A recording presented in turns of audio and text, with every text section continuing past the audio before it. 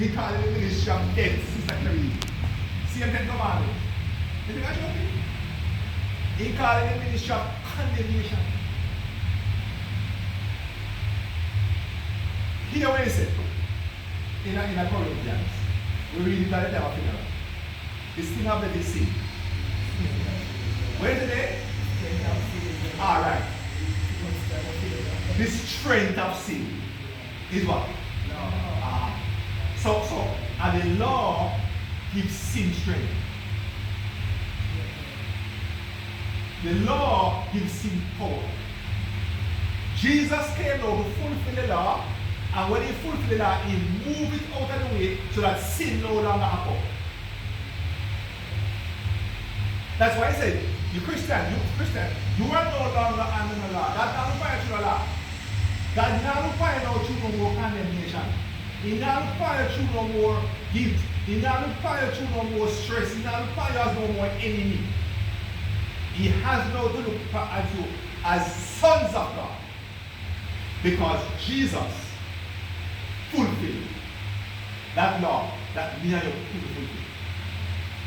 And because he fulfilled it, you know what? In fulfilling it, he took it out of the way.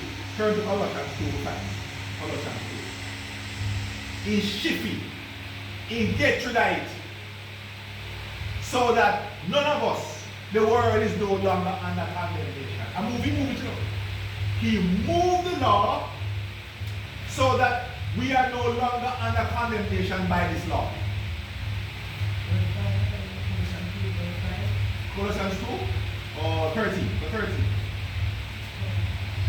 Read it first. You were dead because of your sin. Thank you. Because your sinful nature was not yet put away. When God made you alive with Christ, for you can do all your sins. Go ahead. You cancel the record of the charges against us. So, what do you think is the record of the charges? What do you think are the records? What is the record? What is the record? You sin? Sin or sin, but what is the record? How you know it says sin? Against you, the same law. And the law and the record. Read it today. You cancel the record of the charges against us. And keep it away like we do to God. In this way, disarm the spiritual rulers and authorities. Principalities of Shame them publicly and victory over them on the cross. Yeah.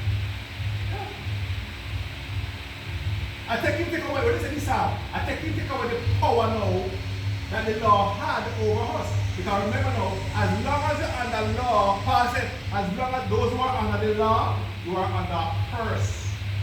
Hey! Hallelujah. That's what Paul said.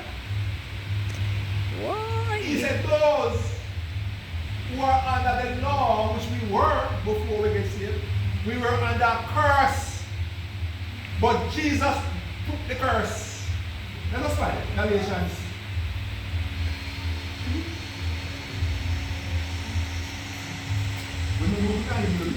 He was nailed to the cross for me. Testament. Let us find it.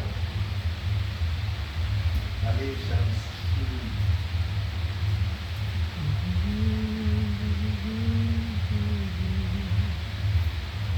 Let me see. Those who depend on the Lord to make them right with God under his curse. For the scripture says, curses everyone who does not observe and obey all the commands that are written in God's word. Stop it. You see that? Let me read the NIV. All who, listen carefully now, and I'm glad for it. All who rely on observing the law are under a curse. For it is written, cursed is everyone I like this, who does not continue to do everything written in the book of the law. You hear that? My God. Who I explain that? Let I give you a chance to explain. Who can explain that to you? Let me read it again. All who rely on observing the law, the Ten Commandments, who in other words, who rely, who thinks that they can keep it, who did enough, then they can get saved. Our God will make them righteous. If you think you can do it good enough, listen to what them say. All who rely on observing it. So if you rely on the law to become righteous, instead you're under a curse. If anybody who's trying to keep the law in order to become righteous, you're under one curse. Watch this. You hear the curse now? For it is written, cursed is everyone who does not continue to do everything in the law. Everything right. Who does not continue to do everything written in the book of the law.